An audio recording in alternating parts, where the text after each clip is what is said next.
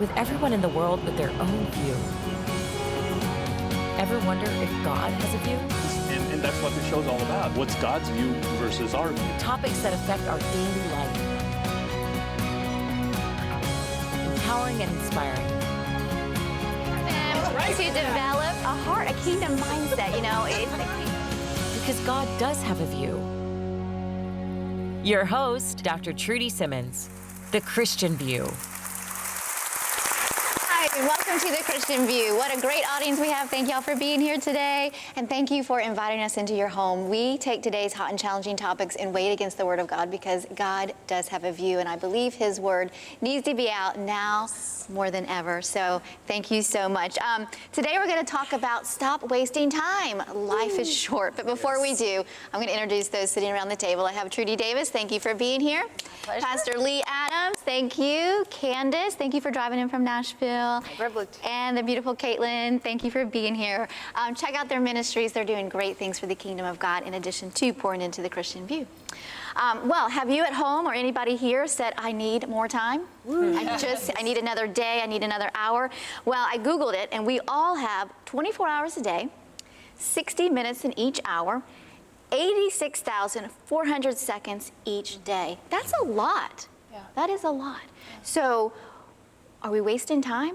Let's think about that. Let's think about that. We live in such a fast-paced society. Right. I remember when Jonathan started pre-K, and they said, he's going to be the class of 2024. I'm like, oh, I have plenty of time to invest in him, plenty of time to do X, Y, and Z. And he's graduating next year and going to college. Like, time flies by. Nice. And then I look at Psalms 90:12. It says, teach us to number our days and recognize how few they are. Help us to spend them as we should. But sometimes we spend things on, negative things, right? Things that just don't matter. We get wrapped up in drama. We get, things just happen. So, Trudy, let's talk about time wasters, because clearly God has wanted us to, to take our time seriously. Yes. And so to your point about all the statistics, so, there's the obvious ones, social media, and then television. And I read recently that the average person watches 4 hours of television a day. So that equals over 1,400 hours in a year, which is the equivalent of 2 months out of a year spent watching TV. Wow. And I've heard it said that it's, you're watching other people live their dreams instead of you pursuing yours. Right. But Absolutely. so those are the obvious ones, and we know the dangers and the perils of those. But then what about the ones that are not so obvious, like the time we waste comparing ourselves to other people? Yes, absolutely. The time we waste regretting living in the past. Yes. True. The time we waste being a people pleaser, saying yes to every opportunity, even if it's not God's will. The time we waste worrying, and then the time we waste doubting that we have what it takes to really reach our destiny. I think that's kind of a little change from the direction of the other ones. This doubting ourselves just wastes time because we don't take action. So these, all these negative emotions can just paralyze us, and then we don't live the life that Jesus died for us to live. And we, like you said, we live a life of regret, especially if we get stuck in the comparison trap, which the enemy loves to get us stuck in the comparison trap, especially with social media today. Most people post only, the prettiness that's going on in their lives. And so we start comparing ourselves. There's a picture on social media that's going around. It's a picture of an apple on one side, and looking at the mirror, it's a pretty round apple on the other side. The apple's, rotten. Right. Yeah. And so comparison I think it is a time robber. And we've got to learn to be thankful for what God has given us and the gifts that He's given us. Right. Because we don't compare apples to apples. Right. We compare our lack to someone else's greatness. Right. And so no win. Going with what Trudy said, one of the things I think is a time waster, we get so busy doing other things other than what God has called us to. And it could be because of fear, like to tackle, or it scares us to death what God has called us to do. So we will spin our wheels. For example, just a case in point, I hate paperwork.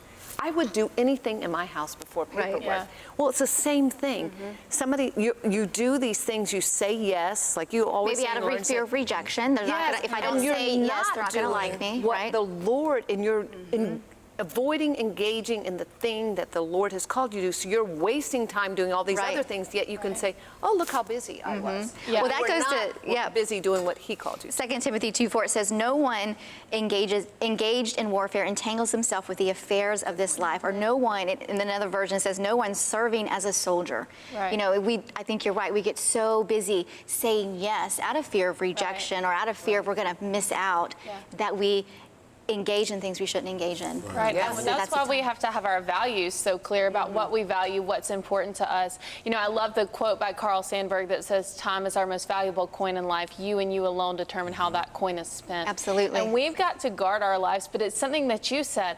If we are reactive, we will end our life in regret. Right. But if we are proactive about our day and what we say yes to and no to, we will reach our potential. Right. But I think so often we do get in reactive mode. We do get distracted. And so I think it's so important to each day at the end of it evaluate what was good, what was bad. Experience isn't the best teacher, evaluated experiences. Yes. So we have to be intentional to evaluate each day to say what experiences were aligned with my assignment from God, which ones weren't, what do I need to say yes to, what do I need to say no to. Yes, absolutely. I think That's we have to also take account of the time that we're spending and looking at it from a standpoint of, even though, you know, we're saying wasting time, but all of us are utilizing time, even if you're wasting it, and you have to get to a place where you look to see, are the activities I'm involved in, are they producing a benefit? Are they taking something away? And I think that, you know, a lot of times that helps people to put it in the proper perspective, because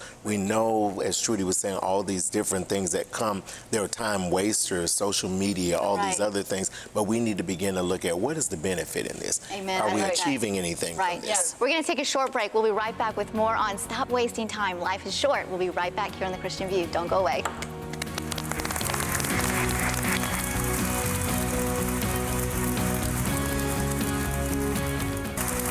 Hi, welcome back to The Christian View. We're talking today about life is short, stop wasting time. You know, we don't want to live in regret. We all have an assignment from the Lord, right? We all have gifts and talents that we're supposed to use, but so often I hear people say, either they regret or they ran out of time or they wish they could do things over, you know, and God in his sovereign, he can redeem time. He can change things on a dime if we let him, you know, but Lee, the Bible is pretty specific about how we should spend our time. You know, obviously not as the world, and Trudy gave a great statistic about TV, you know, and I think that goes with social media too. It's such a time robber.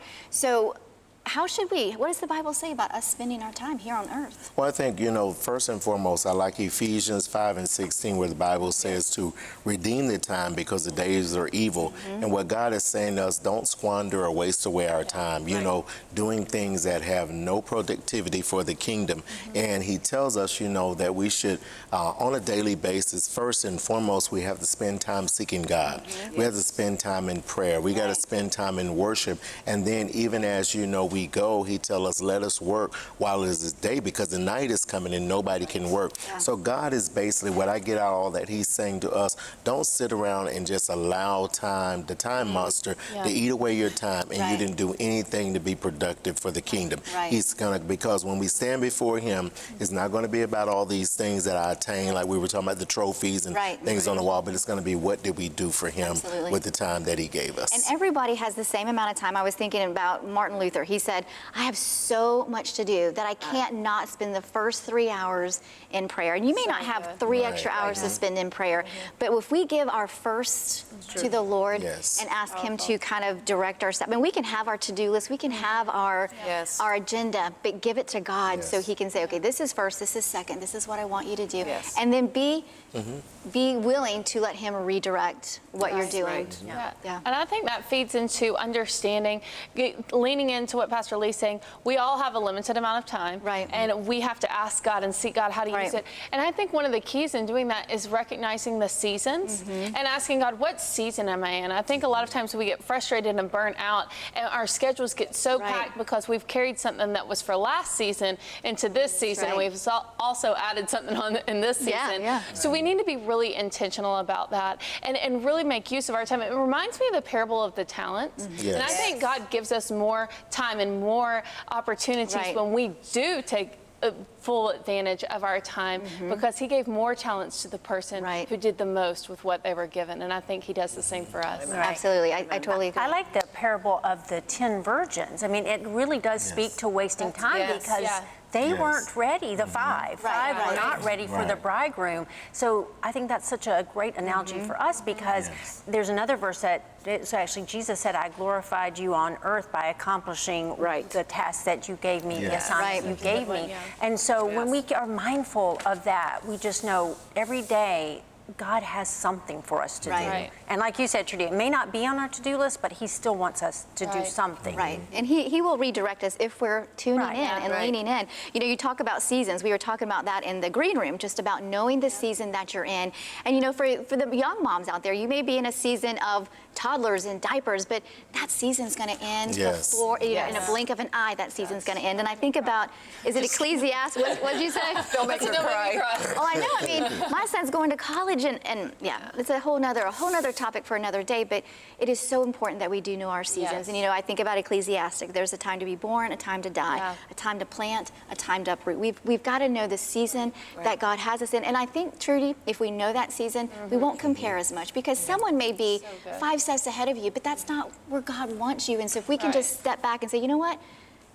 I'm okay where I am. This is my season of staying home, or this is my season of supporting my husband, or this is my season of, then I think it takes away the striving and the comparing and the strife, and then we can just, like we talked earlier about, rest. Then we can feel your purpose. You know this is your purpose for now. I think we need to honor God with our time, but Jesus is our example. Like you said, it said he never lost sight of where he was headed. It says, you know, for I have come down from heaven not to do my will, but to do the will of him who sent me. Even when he was, you know, at 12 years old and went back to the temple and his parents, and they're like, oh, why are you making us look for you? And he says, why did you seek me? Did you not know that I would be about my Father's business? And I think we put our calendars and our agendas first, and we're not about his business. Or we're like, about everybody else's business. Yes, exactly. Let's just stay in our lane. But we want to check off our list. I did all these things, and sometimes we're like, we make our schedule and we give it to him, and then we're like, Lord, interrupt it however you need for your glory and your kingdom. Because if we're doing, okay, so we're supposed to be doing X, Y, and Z, but we want to be doing A, B, and C.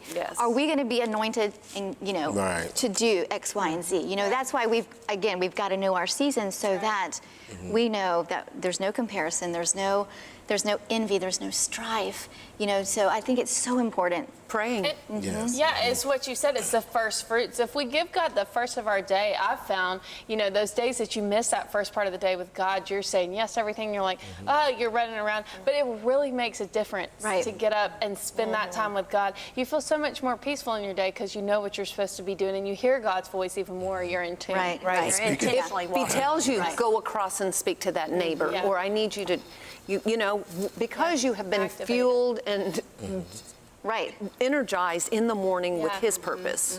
And I would just add to what Caitlin was saying. He tells us in John 15 and 16, so that your fruit will remain, you know. And my mother used to always tell us, she would always say, time is the one thing you can't get back. And so she would say, how you spend your time determines how you'll spend your life. But more importantly, it's going to determine where you're going to spend your time after this life is over. So good. So good. It's so important to stay focused, you know, stay vertical, stay heavenly minded. You know, there's that saying, stay heavenly minded, but not so that you're no earthly good. Did I say that right? Don't be so heavenly minded that you're no earthly good, but stay vertical so that you can walk in the ways of the Lord. We'll be right back with more here on The Christian View. Don't go away.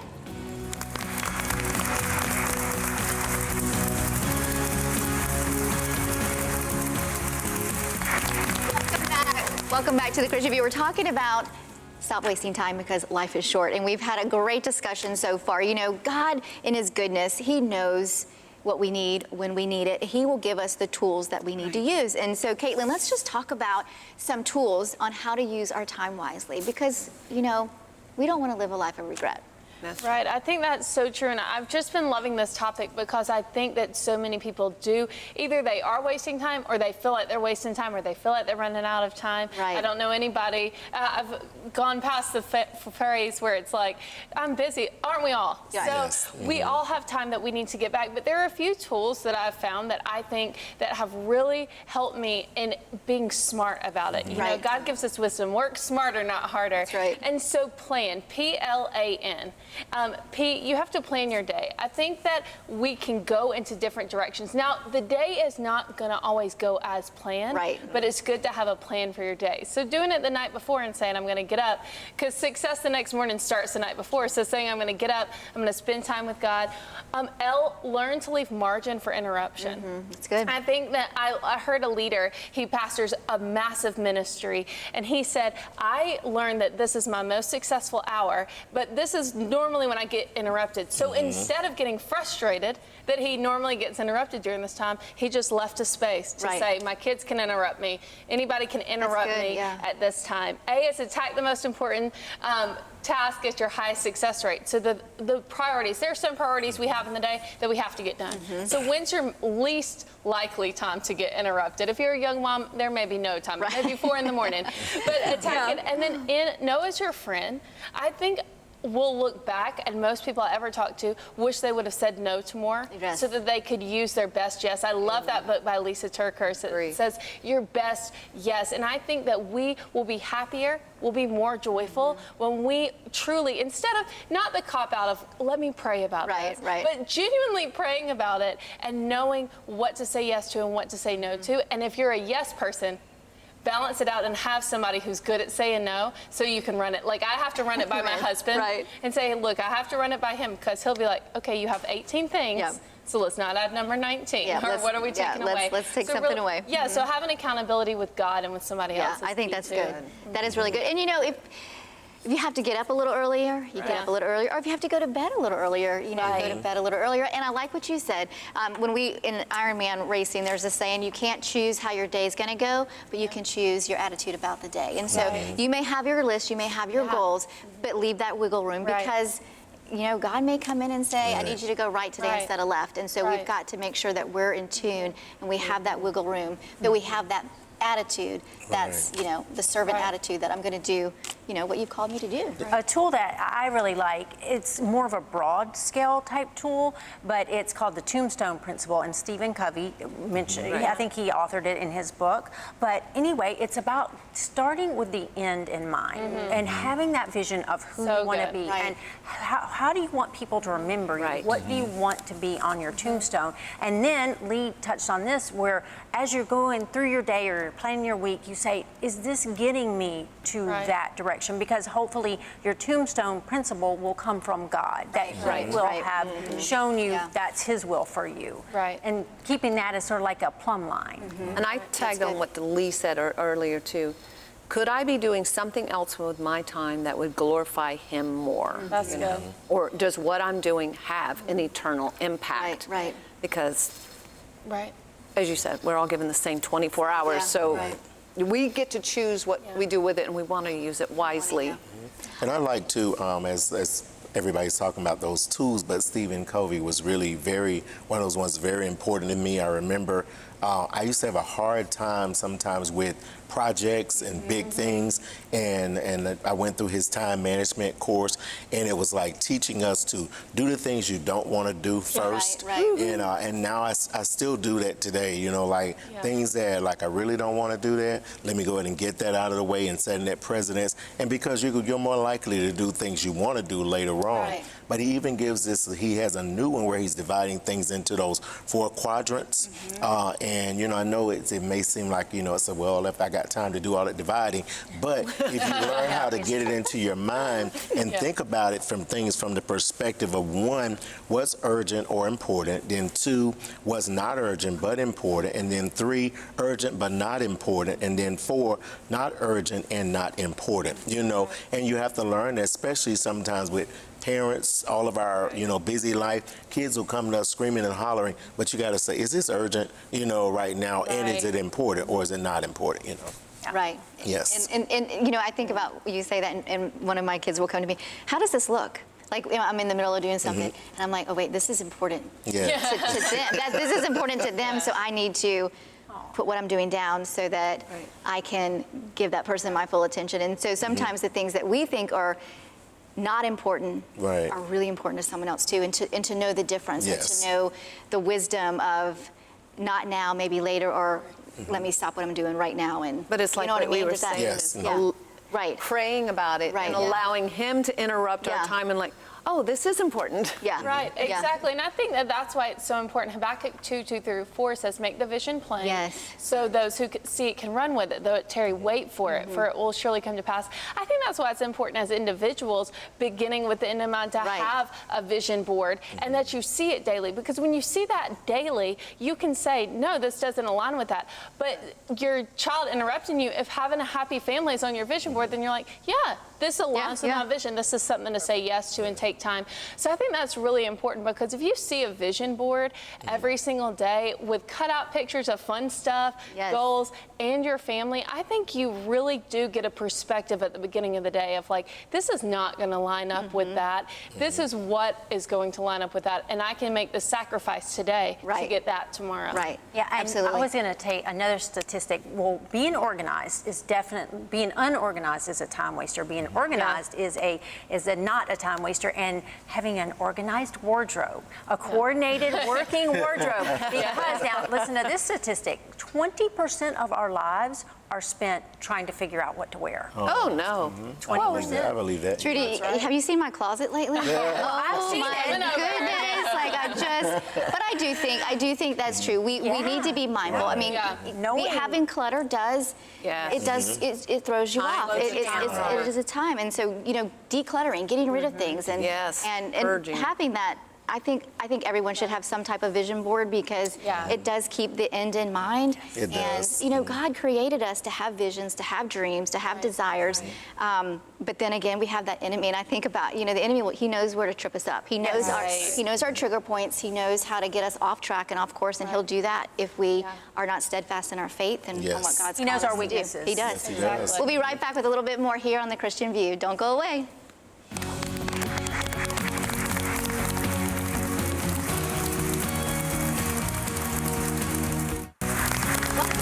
Welcome back to The Christian View. We've had a great discussion, thanks y'all, on stop wasting time, life is short, and everyone brought so many great points, so thank each of you. Know that God is for you and with you, and that He has ordained your steps and your days, and so if you spend time with Him, He will direct your path. He will help you navigate through the uncertainties of saying yes or saying no, and He will help you in every area of your life. So say yes to God. Know that He loves you. He is for you. He is not against you, and we will see you next time here on The Christian View. Take care. Bye-bye.